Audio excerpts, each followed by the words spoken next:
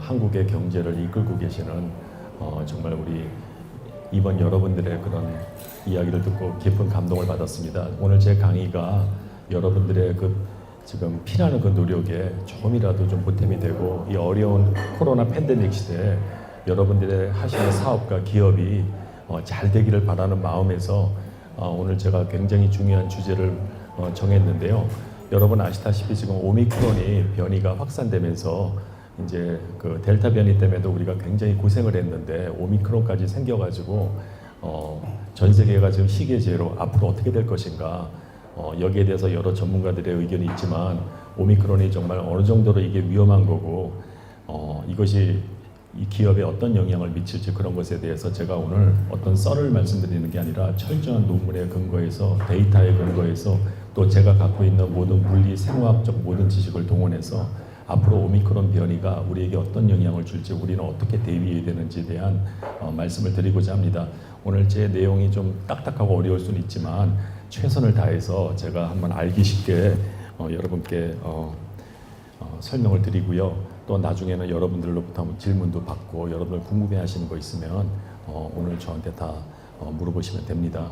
저는 그 코로나 팬데믹 한복판에서 작년에 제 환자들 중에 30명이 사망을 했고 지금도 코로나에서 돌아가시지 않았지만 후유증으로 고생하시는 분들을 많이 봤고 이 코로나19가 결코 단순한 독감이 아니고 이것이 정말 우리 인류 전체 문명을 바꿀 만한 굉장히 큰 위협적인 바이러스 질환이라는 것을 저는 진료의 최전선에서 그거를 너무나 뼈가 저리게 느꼈는데 오늘날 유튜브나 SNS나 그런 뭐 페이스북이나 이런 데 보면은 너무나 잘못된 정보가 난무하고 있고 아직도 코로나가 일반 독감인데 제약회사가 돈을 벌려고 사기를 쳐가지고 그러는 것이다. 백신도 맞을 필요가 없고 걱정할 필요가 없다. 이런 걸 믿는 사람들이 21세기에 있다는 게 너무나 가슴이 아프고 그래서 제가 많은 사람들한테 백신을 맞으라고 했다가 요즘 백신 반대론자들한테 찍혀가지고 욕을 많이 먹고 있는데 그래도 의사는 바른 양심을 가지고 데이터에 근거해서 정말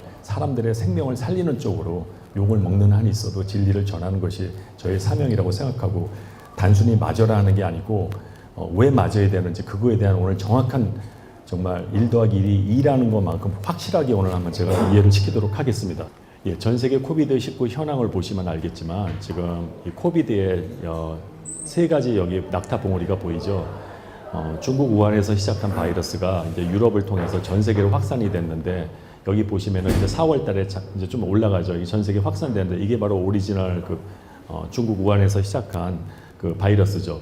그것이 D614G라고 하는 돌연변이가 일어났거든요. 그때부터 전염력이 커지면서 전 세계로 퍼져나가서 그래서 요거를 제가 그냥 우한에서 만든 우한에서 시작한 그 변종의 D614G가 붙은 그러니까 요즘 이걸 보고 이제 오리지널 코로나라고 얘기를 해요.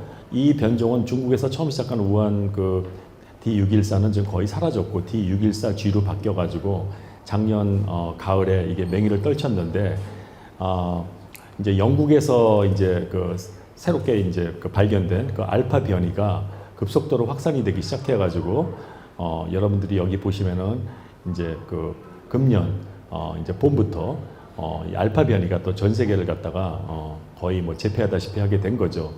그때 어떤 일이 있었냐면 작년 12월 달에 인도에서 그 델타 변이가 또 시작이 됐어요. 그게 이 알파 변이가 이렇게 확산되고 있을 때 델타 변이가 이때부터 이렇게 증가하기 시작해가지고 금년 이제 가을에 보시면은 여기 또 어느덧 낙타 봉우리가 나오죠. 그래서 처음에 오리지널 변종, 알파, 그다음에 델타 해가지고 인류가 3번 그냥 한마디로 그냥 이 가격을 당한 거예요. 자, 근데 여기 보세요. 그래서 델타가 좀 꺾이는 것 같더니 지금 다시 또 올라가고 있어요. 근데 이게 지금 문제가 되는 게 뭐냐면 오미크론이 출현했다는 거죠. 그래서 이게 과연 순수한 델타인지 아니면은 이게 오미크론하고 이게 지금 믹스가 된 건지 이제 그거에 대해서는 이제 우리가 정확한 건 모르지만 지금 사태가 굉장히 좀 심각해지는 게 다시 이렇게 올라가고 있어요. 또 사망자 추이를 보면은 항상 여기 보면 낙타 봉우리가 3개면은 사망자도 이렇게 딱 3개가 나오죠. 항상 그 보면은 코로나 확진되고 나서 사망자가 나오는 건 이제 한 달 후죠, 보통. 그래서 보통 한 달 정도의 차이가 있어요. 근데 여러분 요 밑에 보시면은 아시겠지만 이게 지금 전 세계 사람들이 지금 백신을 얼마나 맞았는가에 대한 데이터인데 지금 11월 23일 기준으로 해서 볼 때 지금 전 세계의 한 45% 정도가 백신을 완전히 풀리 접종한 거고, 그러니까 상당히 많은 사람이 거의 절반이 지금 백신을 지금 맞은 거예요. 완전히 접종을 완료한 건데 이게 굉장히 중요한 임팩트가 있어요. 여러분 보세요. 코로나 바이러스가 제일 싫어하는 게 뭔지 아세요? 백신 맞은 사람들 혈청에 있는 중화항체하고 또 백신은 맞지 않았지만 코로나에 걸려서 회복된 사람들 혈액에 있는 중화항체를 아주 싫어합니다. 바이러스라는 것은 자신이 계속해서 생존해 나가고 번식하기 위해서는 사람 몸에서 쉽게 번식을 할 수 있어야 되는데 사람들 몸속에 이렇게 중화항체가 많이 있다면은 바이러스가 증식하고 돌연변이를 일으키는데 굉장히 지장을 받게 됩니다.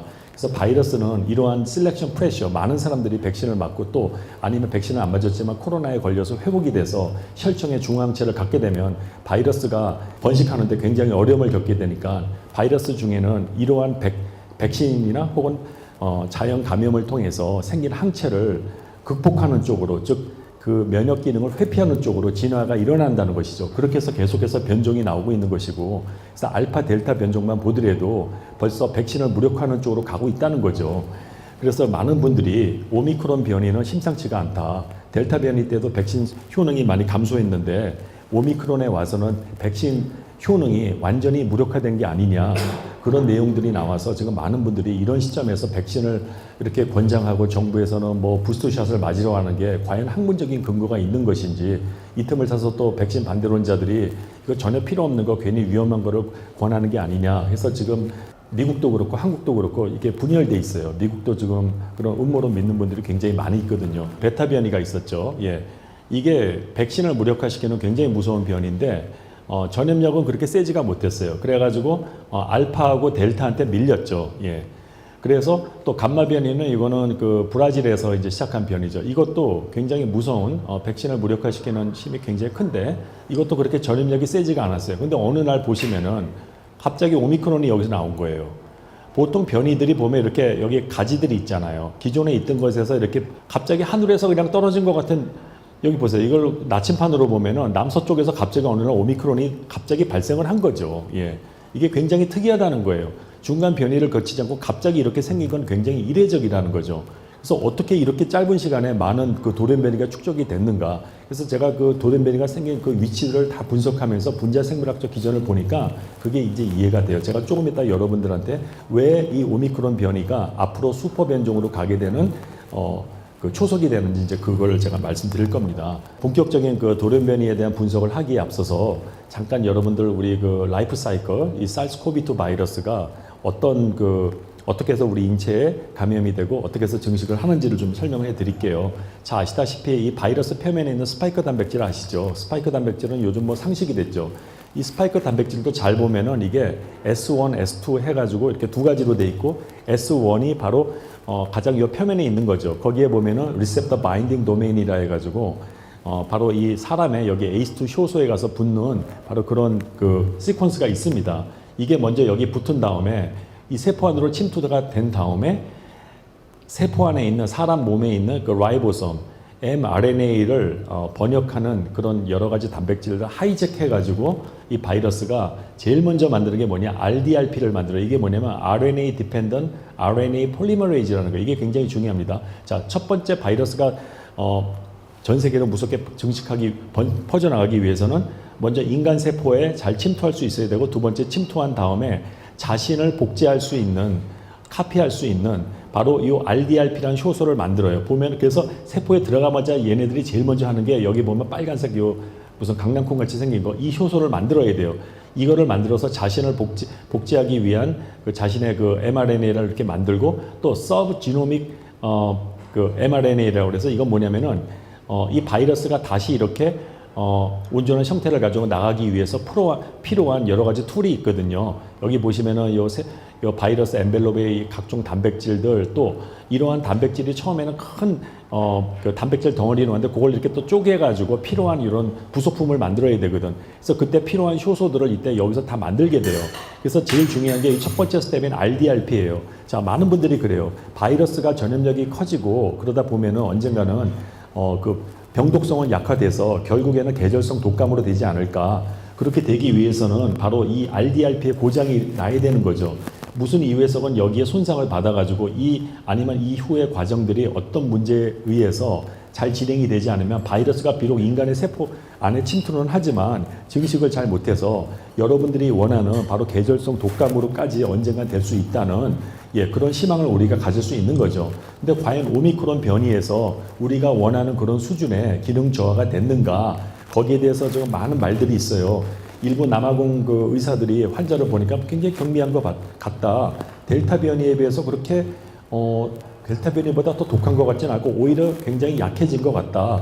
그래서 많은 분들이 이거 오미크론 별거 아니구나 이렇게 말씀을 많이 하시고, 심지어 어떤 분은 이건 축복이다. 제가 정확한 소스는 모르겠어요. 이거 앞으로 굉장히 이거 바이러스가 약해졌으니까 올해 하여튼 경제가 올라갈 것이다. 뭐 그런 전망을 내놨다는, 정말 저도 그렇게 되기를 바라는데 그런 얘기들이 막 돌고 있어요. 그래서 사람들이 뭐 별것도 아닌데 꼭 백신 맞아야 돼? 부스터 도즈 맞아야 돼? 막 이런 얘기들이 나오는 이제 그런 근거가 되는 게, 그런 의사들이 이거 별거 아닌 것 같다라고 보고를 하니까 많은 분들이 그건 별거 아닌가 보다 그러는데, 정말 이게 별거 아닌 건지 알기 위해서는 돌연변이를 완전히 다 분석을 해야 돼요. 근데 돌연변이를 제가 본격적으로 분석하기 전에 잠깐 이 SARS-CoV-2 유전체 구조를 좀 알아야 되는데요. mRNA 그 시퀀스인데 여기 5'부터 3' 이쪽을 이제 N 터미널이라고 그러고 여기 C 터미널이라고 그래요. 여기 보시면은 바이러스가 세포에 침투하기 위해서는 아까 제가 얘기한 요 스파이크 단백질이 중요하다고 그랬잖아요. 그래서 이 스파이크 단백질이 보면은 그렇게 많이 크지가 않아. 이 전체 유전체 중에서 스파이크 단백질이 차지하는 거는 이거 얼마 안 되거든요. 근데 여러분 그 왼쪽으로 보면 여기 ORF라고 나오죠. Open Reading Frame. 여기 1A가 있고 1B가 있는데 이게 굉장히 중요합니다. 그래서 그거를 좀 더 자세히 보면 여기 NSP12, 뭐 13 이런 게, NSP가 뭐냐? Non-structural protein. 자, 이거는 이제 바이러스의 그 스파이크 단백질, 바이러스 껍데기를 만드는 구조에 관계된 그런 유전체라면은, 이거는 아까 제가 얘기한 바이러스가 세포 속에 침투해가지고 먼저 자신을 복제하기 위해서 RDRP라는 효소를 만든다고 그랬잖아요. 그거를 만드는 모든 그 효소들이 여기서 만들어지거든요. 그래서 이렇게 보시면 돼요, 여러분. 자, 이 유전체의 3분의 2 이상을 차지하는 이 부분이 뭐냐면, 자동차로 말하면 바로 엔진이에요. 자동차도 마력수가 세야지 잘 나가는 것처럼 바이러스도 이 자신의 그 세포에 들어가서 자신을 빨리빨리 이걸 복제를 해야지, 복제를 해서 세포를 뚫고 나와야지 그 바이러스가 우세종이 될 수가 있는 거거든요. 그래서 여기에 돌연변이가 생기게 되면은 간혹 드물게 기능이 올라가는 게인 오브 펑션이 될 수 있지만, 대부분의 돌연변이는 자살골이 돼가지고 중요한 장치들의 결함을 일으켜가지고 이 문제가 생겨가지고 점점점 비룰런스가 떨어지는, 즉 감염은 잘 시키지만 비룰런스가 떨어지는 그런 일이 생길 수 있다는 걸 우리가 예상을 할 수 있는데, 정말 그런 게 일어났는지 그거를 제가 이제 여러분들에게 분석을 해드릴 거예요. 근데 이 스파이크 단백질에는 돌연변이가 많이 생겨요. 왜냐면 일단 바이러스가 세포에서 증식하기 전에 먼저 가서 붙어야 되잖아요. 그러니까 이거는 자동차로 말하면 센서에 해당되는 부분이에요. 정확하게 내가 원하는 위치로 찾아가는 센서죠. 센서가 지금 계속 너무나 정교해지고 한 번 ACE2에 붙으면 잘 떨어지지가 않아요. 그래서 전파력이나 감염력은 계속 올라가고 있는데, 여기서 많이 문제가 생겨가지고 이런 핵심적인 효소들에게 아주 치명적인 돌연변이가 생겨가지고, 즉 세포의 센서는 좋아서 잘 세포 안으로 침투는 했지만 엔진이 고장이 나가지고 그 안에서 공장을 돌릴 때 문제가 생겨가지고 바이러스를 많이 복제를 못해서, 이것들이 비록 인간에게 감염은 잘 되지만 그렇게 많이 증식을 못하니까 가벼운 감기로 끝날 수 있는 우리의 소위 말하는 이제 희망사항이 과연 언젠간 생기겠죠. 근데 이번에 생겼냐? 그거를 제가 이제 설명을 하는 겁니다. 자, 그래서 먼저 제가 이 전염력과 치사율에 대한 얘기, 많은 분들이 그래요. 전염력이 증가되고 치사율은 감소하는 쪽으로 바이러스가 진화해 간다. 그런 증거들이 있어요. 그래서 코로나 바이러스도 오미크론에 와서는 전염력은 굉장히 무섭게 증가가 됐지만 치사율은 많이 감소할 것이다 라는 예측을 내놨는데, 근데 몇 가지 좀 문제가 있어요. 지금 많은 분들이 오미크론의 치사율이 굉장히 낮아질 것이라고 보는데, 자, 여러분, 치사율을 제대로 비교하기 위해서는, 그러니까 중국에서 처음 나온 그 우한에서 나온 그 오리지널 바이러스, 그때 많이 죽었잖아요. 그래서 우리가 그 바이러스가 굉장히 독하다고 생각을 하거든요. 자, 치사율을 제대로 비교하기 위해서는 치료법과 방역이 과거나, 즉 우리가 옛날에 하나도 뭐 방역 안 했고, 그 기억나시죠? 작년 1월달, 2월달 뭐 마스크도 안 썼잖아요. 그리고 그때는 뭐 치료법도 없었어요. 그때 많은 사람들이 걸려서 병원에 입원했지만 제대로 된 치료를 못 받았고, 지금은 스테로이드를 쓰지만 그 당시에 스테로이드 쓰면 안 된다고 나왔거든요. 그래서 병원에서 하는 게 그냥 산소나 주고 살 사람은 살고 죽을 사람은 죽으라 이런 식이었어요. 그때 많이 죽었거든요. 작년하고 올해 그 사망률만 놓고선 현재 유행하는 변종이 약해졌냐 아니면 더 심각한 병을 일으키는 쪽으로 진화했냐를 결정하기가 굉장히 어렵다는 겁니다. 그래서 많은 분들이 치사율, 사망률만 자꾸 보는데 그것만 봤을 때는 오류를 범하기 쉽다는 거죠. 그래서 제가 보기에는 코비드-19 변종의 병독성을 제대로 반영하기 위해서는 사망자 숫자보다는 얼마나 많은 사람들이, 그 걸린 사람이 얼마나 많은 사람이 병원에 입원하게 됐냐를 보는 게 더 현실적이라는 것이죠. 병원에 입원해더라도 요즘은 잘 안 죽습니다. 특별히 나이가 많고 기저질환이 있는 사람들 빼고는 병원에 입원해서 잘 살아서 나와요, 요즘은. 병원 입원율을 놓고 보면은 델타 변이가 오히려 알파 변이보다 더 병독성이 세다는 보고들이 나왔어요.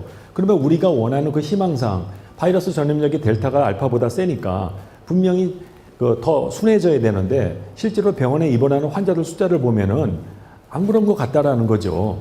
그래서 많은 사람들이 이 치사율만 놓고 보다가 이 바이러스의 그러니까 상대방이 얼마나 세냐를 잘못하면 오판할 수 있는 위험에 있다는 겁니다. 그래서 우리는 그러한 치사율만 놓고 비교할 게 아니라 병원에 얼마나 많은 사람이 입원하는지 그걸 봐야 되고, 두 번째는 유전체 분석을 통해서 아까 제가 얘기한 그 엔진에 얼마나 많은 결함이 일어났는가 그걸 봐야 되는 거예요. 쉽게 말하면 이렇게 보면 돼요, 여러분.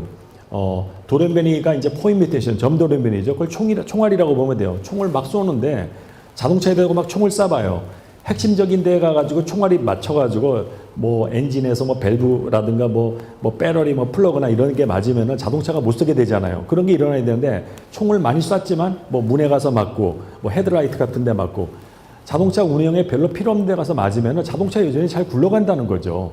근데 돌연변이가 많이 일어나다 보면 언젠가는 핵심적인 데 가가지고 그 돌연변이가 거기를 때려서 바이러스를 완전히 못 쓰게 될 수가 있는데, 그렇게 못 쓰게 된 바이러스는 선택이 안 되겠죠. 아예 증식이 안 되니까. 그런 것들은 아예 변종으로 선택도 안 되겠죠.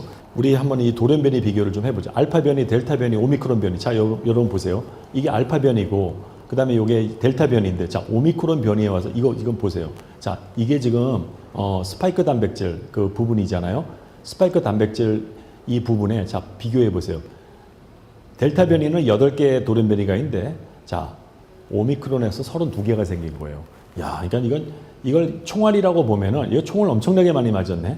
근데 여기서는 여기 일어난 그러니까 얘가 지금 굉장히 무섭게 증식하고 있다는 것은 여기에 일어난 돌연변이들은 전염력을 증가시키는 쪽으로 갔다는 걸 알 수가 있는데, 자, 여기 보세요. 이게 바로 엔진 부분이잖아. 예. 자, 델타 변이는 그렇게 엔진에 큰 타격이 가해지지가 않았어. 근데 이번에 오미크론을 보니까는 이 엔진 부분에 가서 엄청나게 많은 그 타격이 가해졌네. 그러니까 저는 이걸 보는 순간에 이거 잘하면 이거 계절성 독감으로 됐다. 야, 봐라, 이거 엄청나게 여기. 그래서 제가 이거 하나하나를 또 다 분석을 해봤어요. 어느 부분에 과연 이 바이러스의 급소를 가격했는지. 급소가 여러 개가 있는데 거기에 많은 돌연변이가 생겼다면은 이것은 분명히 계절성 독감으로 순화됐기 때문에 걱정할 필요가 없다라고 말할 수도 있겠다라고 생각을 했는데, 자, 여러분 이 ACE2 이 효소를 잘 보시면 여기 보면 이거 빨간색 있죠. 이게 바로 음전하를 띠고 있거든요. 여러분 옛날에 화학 시간에 배웠죠. 양이온, 음이온이 서로 잘 붙는다는 거 다 아시죠? 소금, 나트륨하고 염소가 그 이온으로 있을 때는 잘 붙잖아요. 소금 결정이 얼마나 세요. 일렉트로스태틱 인터랙션은 굉장히 센 결합이거든요. 근데 여기 보면 ACE2에 가가지고 여기 이렇게 볼떡 튀어나온 부분, 여기가 지금 요 빨간색에 해당되는 거예요. 빨간색. 근데 요 리셉터 바인딩 도메인은 여기 양전하가 많이 있거든요. 그래서 여기에서 양전하가 많아지만 이게 두 개가 완전히 그냥 그 무슨 자석처럼 딱 붙게 된다는 거예요. 그래서 저는 어떤 바이러스의 돌연변이가 생겼을 때 스파이크 단백질에 이게 정말 전염력이 세졌냐 안 센 여자를 볼 때 양전하가 몇 개가 생겼냐를 보는 거였거든요. 그러면 ACE2는 음전하는 안 바뀌겠죠. 사람의 ACE2는 돌연변이가 안 일어나죠. 그건 그대로 있는데 바이러스는 계속해서 여기 돌연변이가 일어나다가 양전하를 많이 일으킨 애들은 워낙에 전염력이 세지니까 이게 우세종으로 선택이 된다는 거죠. 그래서 이 기초 지식을 가지고 다음 슬라이드를 보시면은 먼저 이게 바로 그 델타 변이거든. 델타 변이에서 양전하 돌연변이가 몇 개가 생겼을까? 그걸 알파 변이하고 비교해 보면은 여기 보시면은 이 두 개가 생겼어. 두 개가. 여기 제가 빨간색으로 해놨죠. L452R. R은 알기닌. 알기닌은 염기성 아미노산입니다. 예, 루이신은 전하가 없는 거예요. 그것이 알기닌으로 바뀌었고, T478K. 이게 정말 제가 나중에 얘기할 백신을 무력화시키는 돌연변이인데 이게 굉장히 무서운 겁니다. 예, 트레오닌이 라이신으로 바뀌었어요. 이것도 양전화 돌연변이가 여기 보시면 리셉터 바인딩 도메인, 이게 스파이크 단백질이 이렇게 있잖아요. 그 중에서도 제가 뭐라 그랬죠? 바이러스가 ACE2에 가서 잘 붙기 위해서는 바로 여기에 돌연변이가 생길 때 가장 임팩트가 크다고 그랬는데 여기 양전화 돌연변이가 몇 개예요? 2개가 생겼죠. 자, 여러분 아까 그 알파 변이 한번 볼까요? 알파 변이는 N501Y. 예. 이거는 양전화 돌연변이가 아니죠. 예. 여기는 양전화 돌연변이가 안 생겼어요. 빨간 부분에. 이 N501Y가 하나 있는데 이거는 차지의 변화가 없어요. 근데 여기 보시면은 델타 변이에 와서는 양전화 돌연변이가 2개가 생겼다니까. 근데 여러분 여기 양전화 돌연변이만 중요한 게 아니고 또 하나가 뭐냐면은 여기 S1, S2. 아까 스파이크 단백질이 S1하고 S2로 이렇게 구성되어 있는데 그 사이에 보면은 여기 그 주황색 부분, 이게 바로 퓨린 클리비지 사이트라는 게 있어요. 이건 제가 지난번 유튜브 강의에서 많이 설명했는데 S1이 먼저 ACE2에 가서 붙고 나면은 요 S1하고 S2 요 정션을 잘라주는 효소가 있어. 그걸 퓨린 효소라는 게 있어요. 그게 여기를 딱 그 꽃봉오리를 잘라서 이걸 가위질을 해줘야 되거든. 근데 여기 보시면 여기 양전화 돌연변이가 또 생겼네. P681R이 생겼는데 R은 알기닌. 이건 양전화 돌을 갖는 아미노산이죠. 여기 델타 변이에 보면은 이게 지금 여기 양전화 돌연변이가 생겼는데 코넬 대학에서 그 닥터 그 위테이커가 발표한 논문을 보면은 여기에서 양전화 돌연변이가 많이 생길수록 이 퓨린 효소가 더 절단을 잘하게 된대요. 즉 세포 침투를 더 잘할 수 있게 된다는 그런 얘기들이 있습니다. 그런데 이 오미크론 스파이크 단백질에는 양전화 돌연변이 무려 5개가 있고 아까 제가 보세요. 하나, 둘, 셋, 넷, 5개가 있고 또 이 퓨린 클리비지 사이트에 가서도 양전화 돌연변이가 2개가 더 생긴 거예요. 딱 이걸 보는 순간 여러분, 이야, 이거 우리 정말 였다는 생각이 들지 않습니까? 아니, 이거 아까 델타 변이에서 이거 2개 생겼는데도 난리가 났잖아요. 딱 이걸 보는 순간에, 야, 오미크론이 앞으로 델타를 제끼고 전 세계 최우세종이 되는 건 시간 문제라는 것을 알 수 있지 않습니까? 이게 물리화학적으로 이렇게 이해를 해야 되는 거예요. 뭐 남아공의 뭐 의사들이 뭐 보니까 별거 아니 이런 거 아니라 우리는 물리화학적으로 수학적으로 이거를 이렇게 정확하게 분석을 해야 된다는 거죠. 전염력만 놓고 본다면은 이거 굉장히 심각한 거 아닙니까? 근데 여러분들이 궁금해하는 과연 전염력은 높아졌지만 병독성이 약화되지 않았을까? 아까 엔진에 엄청나게 많은 총알이 날아갔는데 이제 그거에 대한 얘기도 제가 해드릴게요. 새로 추가된 스파이크 프로테인 RBD에 추가된 양전화 돌연변이와 퓨린 절단 부위에 추가된 양전화 돌연변이가 팬데믹에 미칠 영향, 그건 이미 제가 다 설명했죠. 야, 델타 변이에서 2개가 새로 추가돼도 델타 변종을 알파 변종에 비해서 2배나 전파력을 증가시켰다면은 오미크론 변이에 추가된 5개의 양전화 돌연변이로 인해서 델타 변종보다 적어도 2.5배의 감염력이 증가되지 않을까라는 생각을 할 수 있는 거죠. 수학적으로 보자면. 또 퓨린 절단 부위에 추가된 양전화 돌연변이 역시 감염력을 이게 정말 2배가 될지 그거는 뭐 노바디 노스인데, 그래서 제가 그냥 예측을 한 거예요. 그래서 제가 이러한 2가지 이유에 의해서 델타 변종에 비해서 오미크론은 한 5배 정도 500% 전염력을 갖게 될 것이라고 저는 예상을 한다는 거예요. 한 300에서 500%. 그건 제가 틀릴 수 있어요. 하지만 저는 최소한 제가 예측을 할 때 이런 근거를 가지고 예측을 한 거죠. 델타 변이도 이렇게 무서운데 아니 그거에 500%면 이건 도대체 무슨 돌연변이에요. 앞으로 방역이 굉장히 힘들 거라는 생각이 들지 않습니까? 전 세계가 이것 때문에 앞으로 확진자 숫자가 확 올라갈 거라는 거, 이거 불을 보듯 뻔한 거 아닙니까? 아, 뭐 전염력 증가되면 어때? 이거 뭐 계절성 뭐 감기로 뭐 끝난다면서? 아이, 그러면 뭐 걸리면 어때요? 뭐 감기 걸렸다고 죽나요? 자, 그거에 대한 오늘 답변을 제가 해드리겠습니다. 그래서 제가 또 RDRP의 돌연변이가 뭐가 생겼는가, 이거를 또 분석을 했죠. NSP12가 바로 그 RDRP를 만드는 건데, 바로 여기죠. ORF1B에 보면 Non-Structural Protein 12라고 하는 유전자 조각이 있는데 NSP12에 여기 보면 RNA Dependent RNA Polymerase를 만드는 지인이 있고 바로 그 옆에 또 뭐가 있냐면은 이 RNA가 자신을 복제하는 과정에서 제대로 내가 복제를 했는지를 확인하는 에러 체킹, 프루프리딩 기능이 있어요. 그 효소가 있거든요. 얘가 꼭 봐서 실수로 잘못된 베이스 페어를 끼면은 다시 잘라버리고 이걸 코렉션을 하거든요.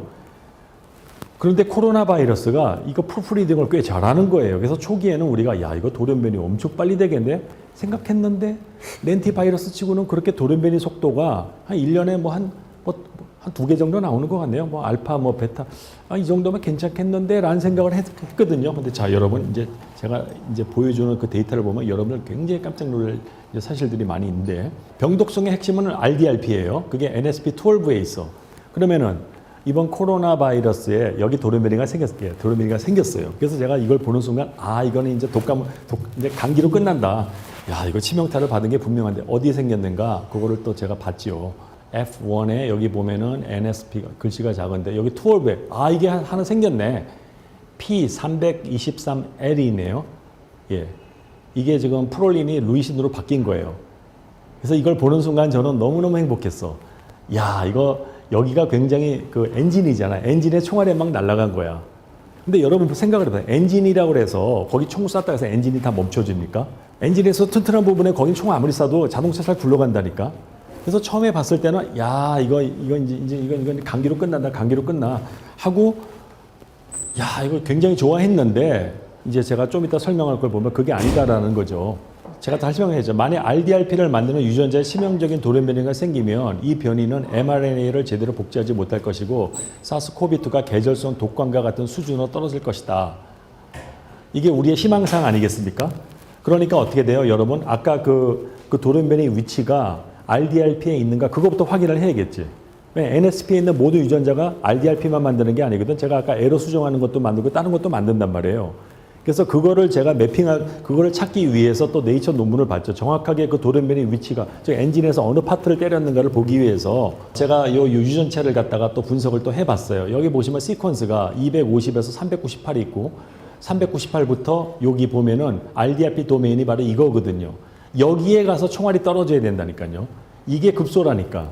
근데 아까 보면은 돌연변이가 어디 생겼어요? 그게 398부터 시작하는데 이 돌연변이가 제가 외우지도 못해. 이게 뭐라 그랬지? 아까 P 323이잖아. 323이면 어디죠? 다 여러분 따라가 보세요. 여기 323이면 여기네. 인터페이스에 가서 떨어졌네. 250하고 398 사이에 가서 돌연변이가 생긴 거죠. 급소를 피해갔네. 이거 좋았다 말았잖아요. 여기 가서 떨어져야 되는데 특히 여기서도 그 엔자임의 캐롤릭 도메인에 가서 떨어져야 되는데 그 총알이 급소를 피해간 거예요. 근데 총알이 어디 가서 떨어지냐? 인터페이스에 가서 걸린 거야. 근데 그 인터페이스가 뭔지를 제가 설명해 드릴게요. 근데 여기 보면 여러분 NIRAN이라고 하죠. 이게 바로 프루프리딩을 하는 그 효소예요. 근데 그 효소에 가서 맞진 않은데 그 효소가 이 RDRP를 보면은 이게 그 사람의 손가락에 엄지손가락, 핑거, 그 다음 손바닥 이렇게 돼 있거든요. 이렇게. 그래서 그 사이로 이렇게 RNA가 이렇게 지나간단 말이에요. 이렇게 합성이 된 템플릿이. 그 밑에 프루프리딩 하는, 여기 보시면은,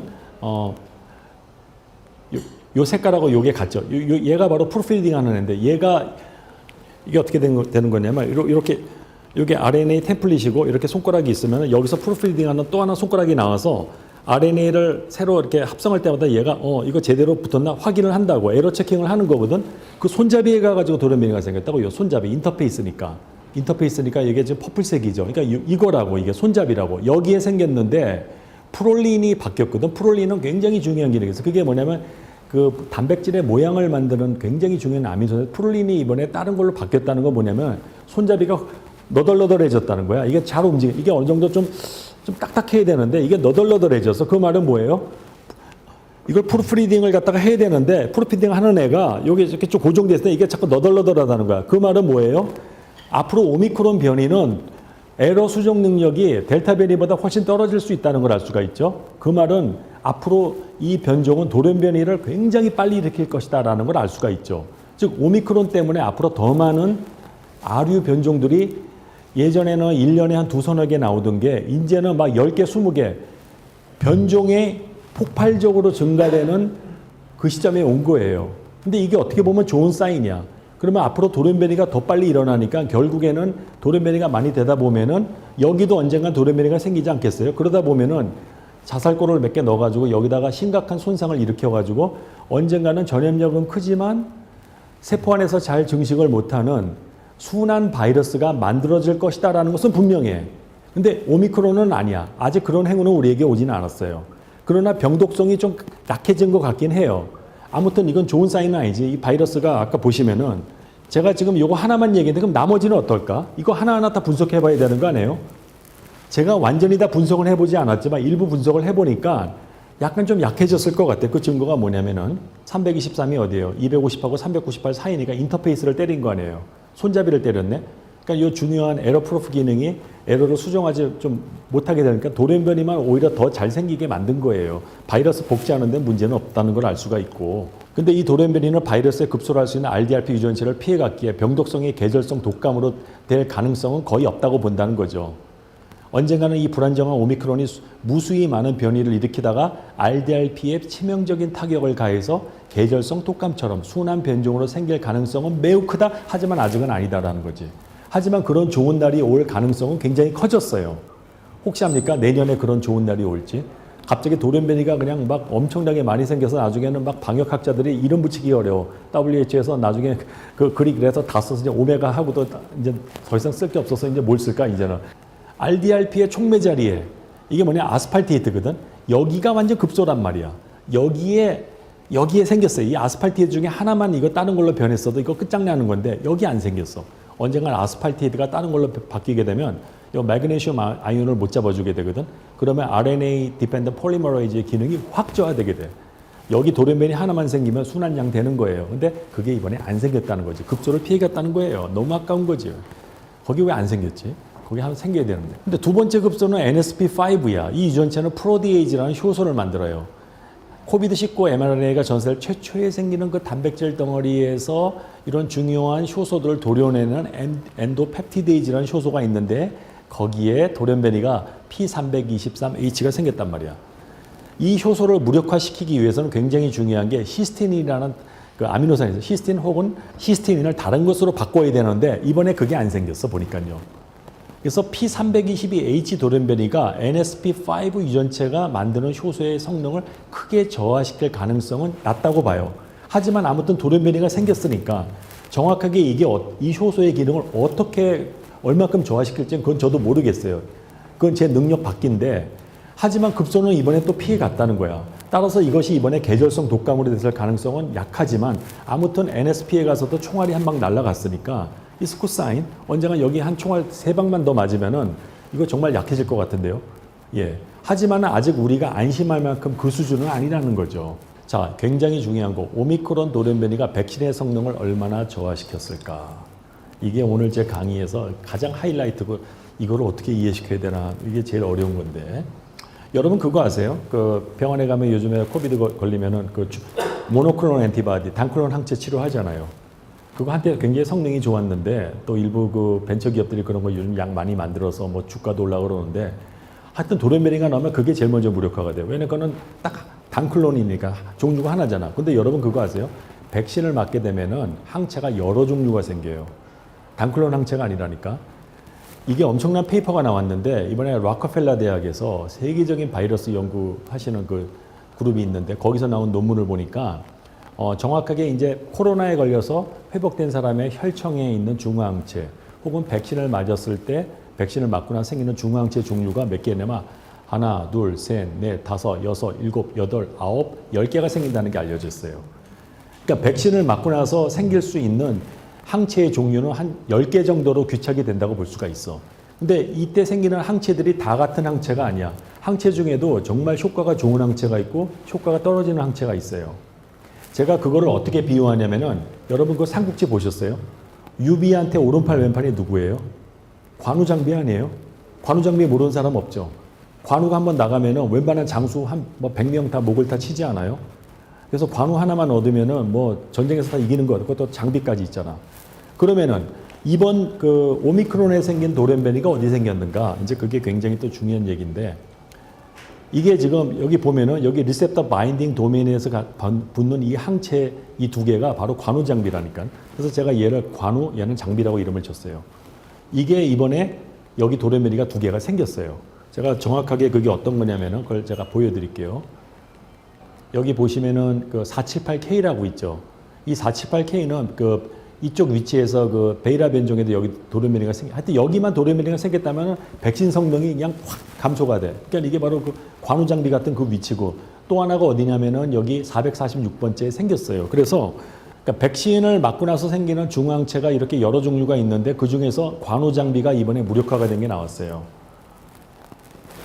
델타 변이에서는 요거 하나가 무력화됐는데도 백신 성능이 많이 감소했거든요. 그래서 요즘에 한국에서 확진자가 많이 증가되는데 지금 초기에 AZ 백신 맞고 나서 이제 중앙체가 거의 바닥을 치고 있을 때 이번에 많은 분들이 돌파 감염이 됐죠. 왜 그러냐면 델타 변이에서는 장비 하나가 날아갔거든. 근데 이번에는 관우 장비가 다 전사를 해버렸네.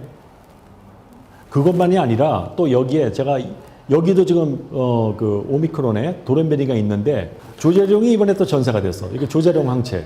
관우 장비 조자룡. 오 마이 갓. 조자룡까지 죽은 거야. 그러면 남은 게 누구냐? 얘는 제가 황충이다. 그 늙은 장수 있잖아요. 늙었지만 좀 싸움 잘하는. 그래도 우리가 지금 남은 게 항체가 몇 개가 남았냐면 오미크론에서 얘 하나 남았고 요거 완전 잔챙이들이야. 이 항체는 제가 볼 때는요. S2 도메인에 가서부터 여기 가서 붙어야지 그게 중앙체로서 제값을 하는데 그 전쟁이 났는데 장군들이 다 전사한 거예요. 군인이 다 죽었어. 전문 장군들이 다 죽은 거예요. 지휘본부가 지금 초토화됐는데 근데 떨거지들이 남았어요. RBD에 붙는 가장 중요한 항체 두 가지가 무력화되었고 엔터미널의 도메인 항체 한 개도 무력화되었으니 이는 마치 서열 1, 2, 3이 없어진 것이니 비유하자면 관우장비 조자룡이 전사하고 황충 같은 늙은 장수와 일반 병사들만 남은 격이니 현재 1차, 2차 접종으로 생긴 항체로는 오미크론의 대적이 불가능하다고 저는 보는 겁니다. 예, 불가능해. 그럼 어떻게 해야 돼? 일반 병사들을 숫자를 갖다 확 올려야 된다는 거지. 왜 그런 거 있잖아요. 관우 하나를 상대할 때 일반 병사 100명으로 안 되지만 한 10만 명 투여해봐. 그럼 제 아무리 관우 장비라도 숫자 앞에서는 어쩔 수가 없는 거거든. 그죠?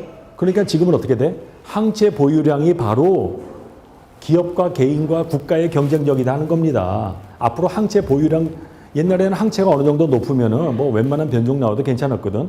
근데 관우 장비 조자룡 셋이 다 전사를 했으니까 이제는 일반 사병들 숫자를 많이 올려야 된다는, 그래서 제가 부스터 도주를 맞으라는 거예요.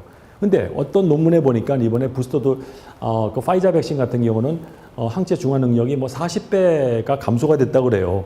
야, 그럼 부스트 도주를 맞아서 그 40배 감소된 것을 상쇄할 만큼 생기는가? 이것은 우리가 수학적인 계산을 해봐야 되는데, 그래서 제가 또 이 란셋에 있는 논문을 또 가지고 부스트 접종을 했을 때 생기는 그 항체 수준이 과연 40배 이 아까 제가 3대 장군이 전사했는데 이 공백을 메울 만큼 일반 그 병사들, 그 잔챙이들의 숫자가 과연 그걸 극복을 할 수 있을까? 이거에 대한 수학적 계산을 해야 된다는 것이죠. 이번에 란셋에 엄청난 페이퍼가 나왔어요. 아스트라제네카 백신을 1차, 2차 다 맞은 사람들을 대상으로, 그리고 파이자 백신을 1차, 2차 다 맞은 사람들에게 부스터 도주를 준 거예요. 부스터 도주를 주고 중앙체가 얼마나 높이 생기는가 그거를 비교를 해봤어요. 근데 여기에는 막 이상한 백신들이 많아요. 여러분들 잘 모르는 뭐 노바백스도 있고 듣도 보도 못한 뭐 BLA, 저는 이게 무슨 백신, 이건 무슨 임상 단계인 것 같아요. 그냥 이런 백신을 다 제외하고 우리가 잘 아는 파이자, 모더나, 아스트라제네카 백신, 잔센 백신만 가지고 우리가 보자는 거예요. 그 중에서도 한국 사람들에게 친숙한 아스트라제네카 백신, 파이자 백신, 그리고 모더나 백신도 많이 알려져 있죠. 한번 그것이 과연 부스터 도주 맞을 만한가? 많은 지금 음모론자들이 그러잖아요. 이미 끝났다. 백신 이미 무력화됐어. 이거 맞을 필요 없어. 괜히 그거 맞았다가 부작용만 생기고 지금 그런 얘기들이 많이 있잖아요. 그래서 정부에서 부스터 도주 맞으려면 막 그냥 사람들이 막 반발하잖아요. 이걸 몰라서 그렇다니까. 제가 정말 양심을 걸고 말하지만 저는 백신 회사에서 어떤 1센트도 안 받았습니다. 좀 많은 사람들이 저보고 백신 회사에서 뭐 돈 받아서 그런 거예요. 난 정말 너무 억울하다니까. 그게 아니고 저는 이 데이터에 분석해서 백신이 좋다고 의사로서 그렇게 판단한 것 뿐인데 제가 엄청 오해받고 있잖아요, 요즘에. 근데 여러분 보세요. 내가 수학적으로 계산을 해봤지. 이게 뭐냐면 아스트라제네카 백신 맞은 사람들 대상으로 한 건데, 여기 보시면 여기 엄청난 게 나오네. M12732가 모더나 백신 아니에요. 모더나 백신을 맞았더니만 70세 이상에서 어떻게 됐어요? 오 마이 갓. 아니, 70세 이하에서 항체가 증가가 됐는데 34.5배가 증가가 됐대요. 이거 엄청난 거 아니에요? 근데 여러분 보세요. 여러분 궁금하시죠? AZ 백신 맞으면 항체가 얼마나 생길까요? 여기 컨트롤 보세요. 800이 생겨요. 800 정도가. 그런데 AZ 백신을 맞고 나서 모더나 부스터 도주를 맞으면 얼마가 돼? 35,522예요. 여러분 계산을 해보세요. 이게 도대체 몇 배 차이지? 800에서 35,522. 이거 엄청난 거 아닙니까? 제가 항체 피 검사 해보는데 저는 보통 항체 검사할 때 2,500 이상은 기계가 측정을 못해요. 보통 1,500 막 이 정도만 돼도 와 엄청나다 막 이러는데 이게 뭐야 숫자가 35,522? 이게 실화입니까? 에이지 백신 맞은 사람한테서 최강의 부스터 도즈는 모더나가 됐다는 거야. 모더나가 70세 이하에서는 34.5배가 증가가 됐고 면역 기능이 좀 저하되는 나이가 많은 사람들에서도 70세 이상에서도 27,702 29.8배가 증가가 됐다는 거예요. 이 정도면 엄청나지 않아요? 야, 이거 정말 굉장하네요. 그럼 파이자 백신은 어떨까요? 파이자 백신 요즘 많이 주잖아요. 교차 접종하잖아요. 한국 같은 경우는 에이지 백신, 파이자, 모더나 막 그렇게 하잖아요. 근데 지금 미국 CDC에서도 교차 접종이 굉장히 효과가 좋다고 완전히 인정해서 옛날에는 그거 안 좋다고 그랬거든요. 그러니까 에이지 백신 맞은 사람들에게서 최강의 교차 접종을 만약에 부스터로 한다면은 모더나가 제일 효과가 좋았고 그 다음이 파이자라는 것을 알 수가 있다는 것이죠. 그 외의 백신들은 너무 효과가 뛰어나지가 않아서 뭐라고 말하기가 좀 어려운데 자 아까 그러면 40배가 감소해서 여러분 수학 계산을 해보세요. 자 35,522를 40배로 감소시키면 얼마가 됩니까? 누구 계산기로 좀 해보세요. 얼마가 나와요? 아스트라제네카 백신 맞고선 한참 항체가 완전 끝발 날릴 때 한 달, 두 달 후에 한 이 정도가 나오거든요. 자 무력화됐습니까? 무력화 안 됐네요. 스틸 우리는 남아있다는 거지. 그 잔챙이 아니고 그 일반 사병들이 이 정도면 충분히 오미크론 잡을 수가 있다는 겁니다. 단 부스터 도즈를 모더나나 파이자 맞았을 때. 그래서 지금 한국 같은 경우는 에이지 백신을 초기에 맞은 분들이 많은데 혹시 한국에 계시는 분들 오늘 제 강의 잘 들으세요.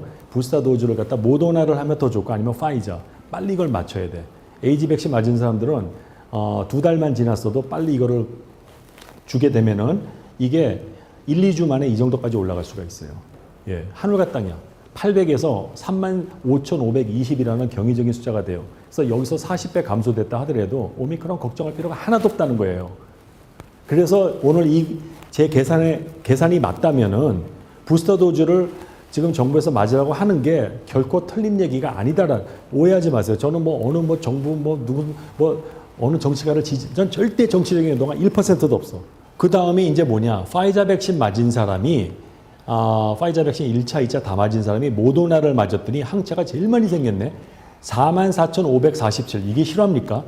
아니 어떻게 백신 타이터가 4만 다 아니 저는 피검사하면 보통 에이지 백신 맞은 사람도 얼마 나오냐면 항체가 15 이 정도 5만 나와도 파지티브예요. 양성 이러는데 아니 44,547이라는 난 이런 숫자를 지금까지 본 적이 없어요.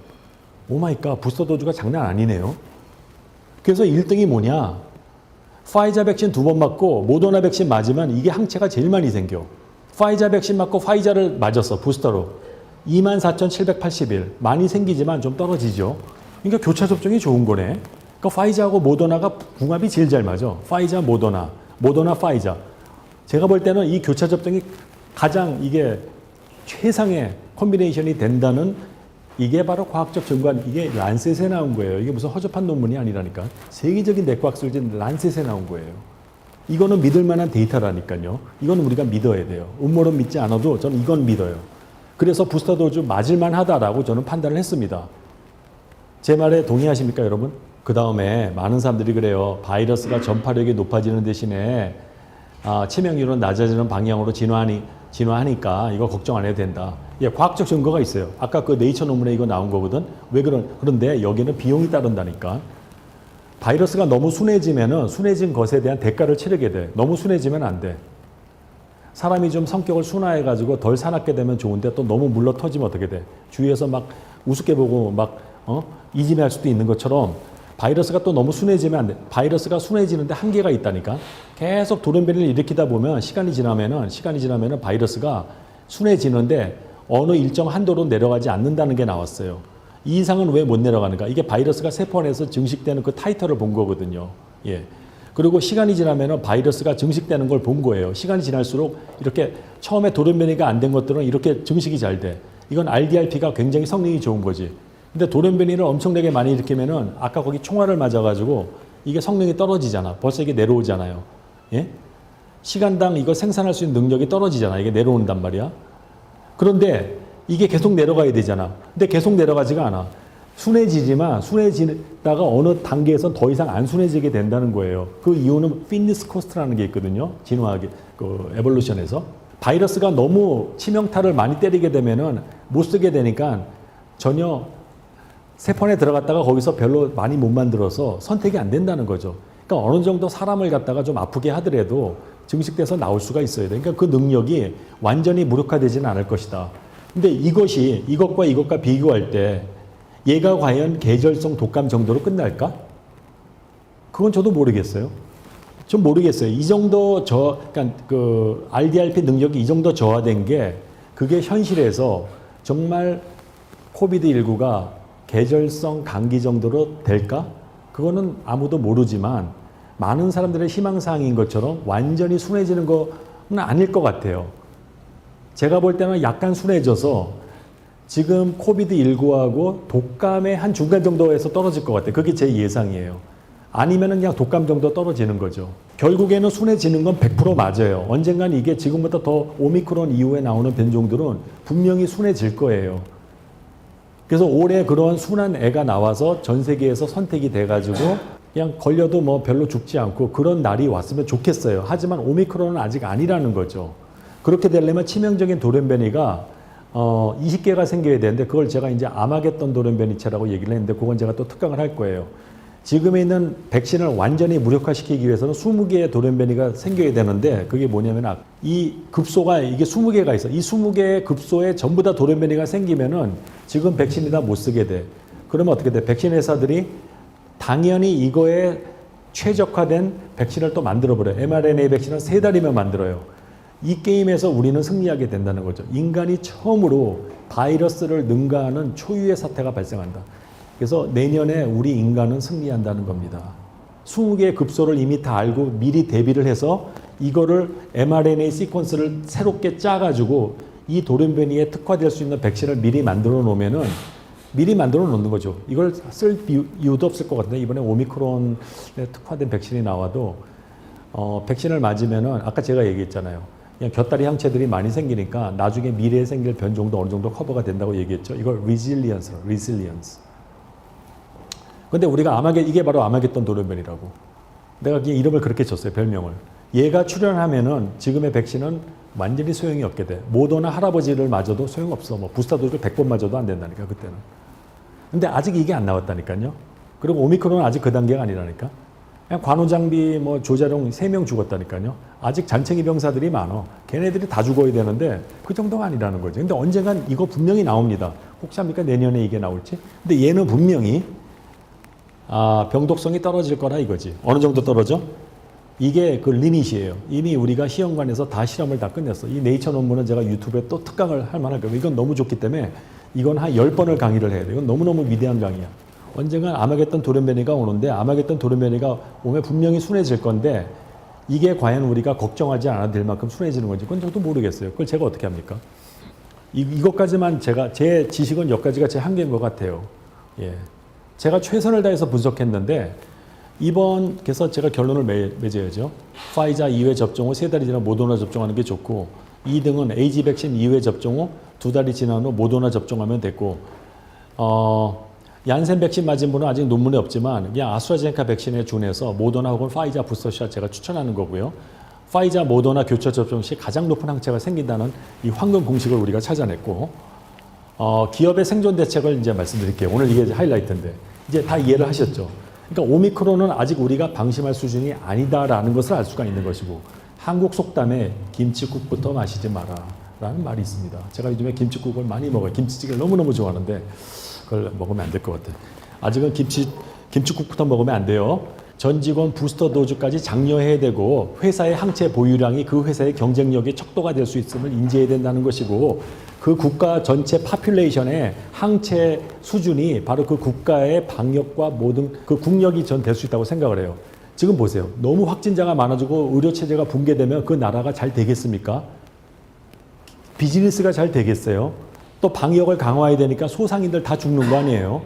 누군 뭐 그거 하고 싶어서 하나? 할 수 없으니까 그렇게 하는 거죠. 그러니까 우리가 부스터 도주를 맞고 항체 수준을 최대한 올려서 대한민국이 국민 하나당 항체 보유량이 세계 최고가 되면은 팬데믹이 아까 그 이스라엘처럼 오버가 된다는 거예요. 아까 다시 한번 봅시다. 이스라엘 어떻게 됐나. 자꾸 이스라엘 얘기해서 정말 죄송한데요. 우리가 배울 점이 참 많다니까요. 우리가 에이 뭐 파이자 백신 가지고 소용없어. 이것 봐 이거 안 됐죠.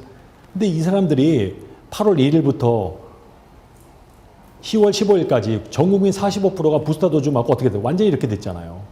저는 이런 똑같은 일이 미국에서도 생길 수가 있고 한국에서 생길 수가 있는데 단 조건은 부스터 도주를 한 달 반 안에 전 국민의 절반 정도가 맞으면은 이게 완전히 진정될 수 있다는 그 비책을 제가 오늘 욕을 먹는 한이 있어도 꼭 말씀을 드리고 싶습니다.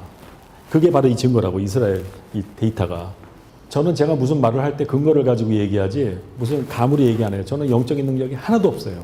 그런 능력 있는 분들 정말 부러운데 저는 이렇게 데이터 보고 분석을 하지 그 이상은 제가 할 수가 없고 집단의 코비드19 중앙체가 높은 집단일수록 중증 확진자가 줄어드니까 특히 기업에서는 임원들이 굉장히 중요해요. 임원들이 바로 그 회사의 브레인 아닙니까? 회사에서 가장 중요한 생산성이 높은 핵심 브레인이 어느 날 코비드 걸려가지고 중환자실에 있다 그래봐. 그럼 그럼 누구한테 가서 결제 받아야 돼요? 누구한테 가서 물어봐야 돼? 직원들 백신 부스터도 좀 빨리 맞게 해야 돼. 특히 임원들은 다 맞아야 돼요. 코비드19 유사 증세가 발생 시 즉시 상부에 보고해서 PCR 검사하고 양성이 나오면 이게 중요해. 초기에 증세가 있다면 스테로이드나 소염제를 써서 사이토카인 폭풍을 막아주면 중증으로 하는 걸 거의 다 막을 수가 있어요. 근데 이걸 안 해, 보면은. 백신 맞고 나서 뭐 부작용 생겼는데 제가 옛날에 디클로페낙 먹고 다 낫다. 그 얘기를 했더니 또 엄청나게 선생님들이 그러면 항체가 많이 형성 안 되기 때문에 그거 안 된다고 타일레놀만 먹으라는 거야. 그래가지고 젊은 고등학생들이 백신 맞고 나가지고 막 이하래가고 그랬잖아요. 갈 이유가 없는데 제가 말한 대로 디클로페낙이나 아니면 소량의 스테로이드를 쓰면은요. 갈 이유가 하나도 없어요. 제 환자들 제가 3,000명 이상한테 백신을 줬지만 난 지금까지 한 명도 심각한 사고가 없었어. 왜? 내가 다 얘기했거든. 백신이 때에 따라서는 전신 염증 반응이 너무 세서 막 고열이 올 수도 있고 막 정말 일어나지 못할 수도 있습니다. 그럴 때는 꼭 이 약을 드세요라고 전 처방전 다 줬어요. 그래서 제 환자들 중에 한 명도 잘못된 사람이 없어요. 그리고 기저질환이 안정되지 않은 사람을 조심해라고 그랬어요. 부스터샷까지 맞은 사람의 경우 돌파 감염 시 증세가 아주 경미해. 아주 경미하기 때문에 괜찮아. 예. 치료도 필요 없어. 아마 뭐 소염제도 필요 없어요. 모든 직원이 주치의를 갖게 하고 백신 접종과 접종 후 뭐 부작용, 뭐 확진 시 치료까지 지원하게 되고 원격 진료 포함해서 그리고 몇 가지 좀 처방전 제가 공개하는데 백신 맞고 나서 부작용이 아주 심한데 이런 비스테로이드성 진통제 쓸 수 없으면 이렇게 하면 돼요. 프레드니손 1mg, 타일레놀 500mg 섞어가지고 주면은 굉장히 효과가 좋고 아니면은 에드빌 있잖아요. 200mg짜리는 요즘 CVS에서 의사처분 없이 살 수 있거든요. 그거에다 타일레놀 325 그냥 하나 딱 섞으면 돼요. 그거 하루 3번 먹으면요. 거의 웬만한 백신 부작용 다 피해 나갈 수 있어요. 제발 좀 이거를 많은 사람들이 특히 고등학생들은 특히 남자애들 심근염 일어날 수 있습니다. 재수가 없으면 모더나 맞고 막 가슴에 흉통 올 수도 있고 막 고열 나고 이러면 무조건 이거 써야 돼. 이거 쓰면은 ER 안 가도 된다. 결론을 맺겠습니다. 오미크론 변이는 6개의 양전화 돌연 변이에 의해서 세포 침투력이 대단히 뛰어나서 우세종이 될 가능성이 매우 높고 높은 전파력으로 현존하는 가장 전파력이 강한 바이러스가 될 것이다. 그 이유는 이미 다 설명을 했고 오미크론 변이는 바이러스 에러 수정 능력이 손상을 받았다 그랬죠. 아까 그 손잡이에 돌연 변이 속도가 기존의 그 어떤 변이보다 빠르다. 그러므로 오미크론 RU가 출현해서 현재 PCR 진단을 피해가는 스텔스 변이가 여러 개 출몰해서 박영에 어려움을 당할 것이다. 사실은 오미크론 RU 변이에 걸린 건데 진단은 델타 변이로 나온다는 거죠. 그러니까 지금 우리가 알고 있는 오미크론 확진자가 우리 생각 이상으로 많을 수 있다는 겁니다. 우리가 진단을 못한 것뿐이지. 오미크론 바이러스의 병독성은 델타보다 증가되지는 않은 것 같아요. 분명히. 왜? 아까 ORFI 엄청나게 총알이 많이 떨어졌잖아. 절대 증가되지는 않았어. 감소되긴 했는데 급소는 다 피해갔다 이거예요. 그래서 우리가 기대하는 계절성 독감 정도로 기능 저하는 이번은 아닌 것 같아요. 다음 돌연변이가 그렇게 될 것 같고 오미크론 바이러스는 RB대생의 돌연변이에 인해서 백신 효능은 적어도 20배 이상 왜냐 관우 장비 조자병이 사망해 있기 때문에 엄청난 백신 효능 감소가 있기 때문에 1차, 2차만 가지고는 절대로 중앙체 안 돼요. 파이자 2회 접종을 마친 후에 모더나 부스터 접종을 통해서 쉽게 극복을 할 수 있다는 겁니다. 예. 그리고 아직 그 아메게돈 돌연변이는 이번에 네이처에서 예견을 했는데 언젠가 또 나오겠죠. 그건 아직 안 나왔기 때문에 그때 되면은 굉장히 병독성이 약화될 것 같긴 해요. 그래서 제 결론은 뭐냐? 이제부터는 항체 싸움이 시작됐다 이거예요. 항체 보유량이 많을수록 좋다는 거예요. 그게 그 기업의 경쟁력이 돼요. 그래서 어느 기업이 있는데 전 직원이 전부 부스터 도즈를 다 맞았어. 특히 모더나를 맞았어. 그럼 항체 평균이 4만 5천 이상이 나왔어요. 그거하고 어떤 기업이 있는데 직원들이 부스터 샷 다 맞아. 항체 보유량이 5천밖에 안 돼. 딱 보니까는 그 첫 번째 기업에서는 확진자가 하나도 안 나와. 임원들이 다 쌩쌩해. 열심히 돈을 벌어. 그런데 그 이런 내용을 모르고 부스터샷 안 맞고 이런 그런 기업에서는 결근하는 사람이 많고 사장님이 막 어느 날 걸려서 막 중환자실 실려가고 막 결제를 받아야 되는데 결제를 받을 수가 없고 우왕좌왕하다가 경쟁에서 밀리게 되는 일이 생길 수 있지 않겠습니까? 그러니까 그 기업의 경쟁력은 바로 항체 보유량이다. 캐시파워가 중요하지만 이제는 항체도 일종의 캐시로 봐야 돼요. 항체도 캐시다. 돈이다. 항체가 바로 돈이다. 돈이 바로 경쟁력이고 항체가 바로 돈이고 돈이 바로 경쟁력이다.